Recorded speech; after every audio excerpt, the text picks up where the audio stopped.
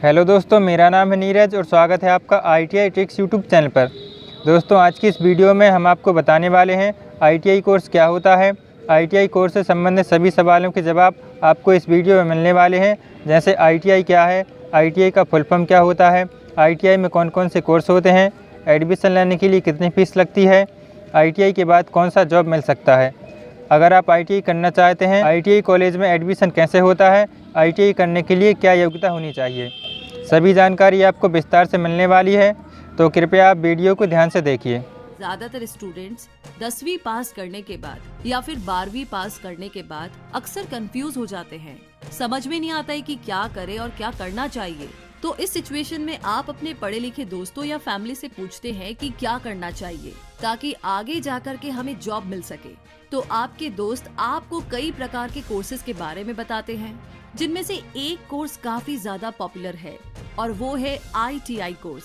तो अगर आप भी 8वीं क्लास से लेकर के 12वीं क्लास के बीच के स्टूडेंट हैं और आपको भी आगे ITI करना है, तो आज की हमारी ये वीडियो आपकी पूरी हेल्प करेगी। दोस्तों, सबसे पहले जानते हैं ITI का फुल फॉर्म क्या होता है। ITI का फुल फॉर्म होता है इंडस्ट्रियल ट्रेनिंग इंस्टीट्यूट, जिसको हिंदी में औद्योगिक प्रशिक्षण संस्थान कहते हैं। ITI में एडमिशन लेने के लिए योग्यता की बात करें तो अगर आप 8वीं या 10वीं पास हैं तो आप ITI कर सकते हैं। अगर आपने 12वीं या कॉलेज किया हुआ है तो भी आप ITI कर सकते हैं।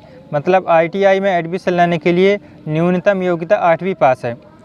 एज लिमिट की बात करें तो कम से कम आपकी उम्र 14 वर्ष या उससे अधिक होनी चाहिए।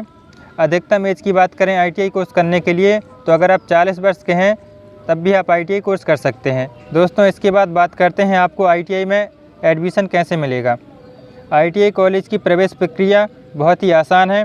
ITI में एडमिशन के लिए हर साल जुलाई माह में या 10वीं या 12वीं के रिज़ल्ट के बाद ऑनलाइन प्रक्रिया चलाई जाती है, जिसमें आप ऑनलाइन फॉर्म भरकर ITI कॉलेज में एडमिशन ले सकते हैं। ITI कॉलेज में आपका चयन आपके 10वीं के परसेंटेज के हिसाब से होता है। अगर आप केवल 8वीं पास हैं तो आपका चयन 8वीं के परसेंटेज के हिसाब से होगा।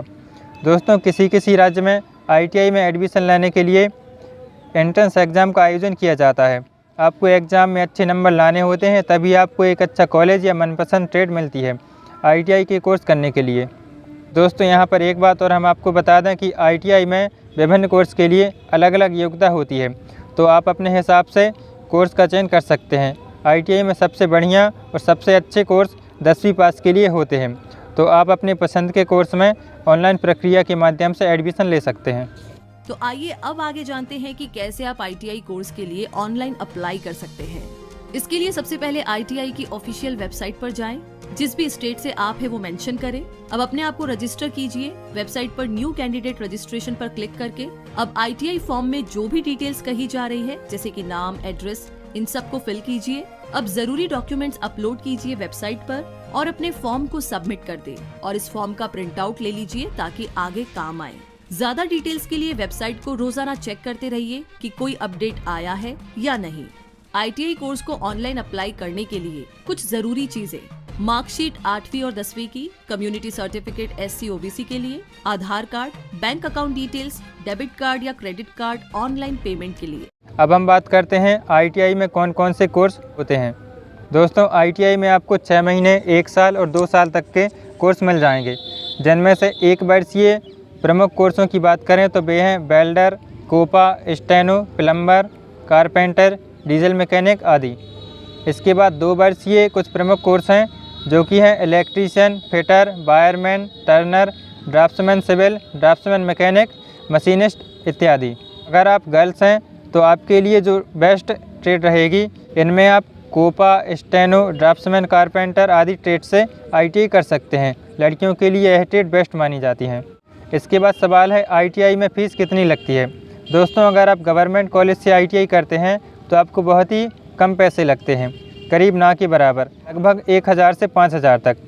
लेकिन अगर आप प्राइवेट कॉलेज में एडमिशन लेते हैं तो इसके लिए आपको 10,000 से लेकर 30,000 रुपये तक देना पड़ सकता है।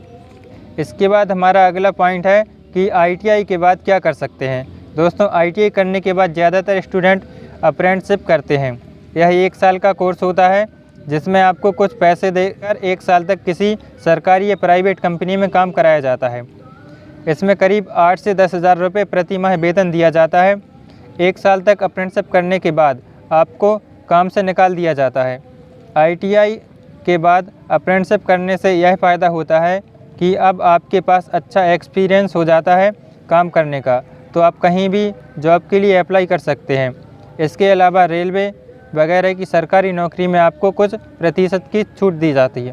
दूसरा काम जो आप ITI करने के बाद कर सकते हैं वह है CITS या CTI। दोस्तों, ITI में टीचर बनने के लिए यह एकमात्र कोर्स है। अगर आप ITI के बाद CITS कोर्स करते हैं तो आप ITI में टीचर की जॉब के लिए अप्लाई कर सकते हैं। इसके बाद अन्य सरकारी या प्राइवेट जॉब की बात करें तो ITI कोर्स के बाद DRDO, ISRO, रेलवे, बेल आदि बहुत सी इंडस्ट्रियल कंपनियों में आपको बहुत आसानी से जॉब मिल सकती है।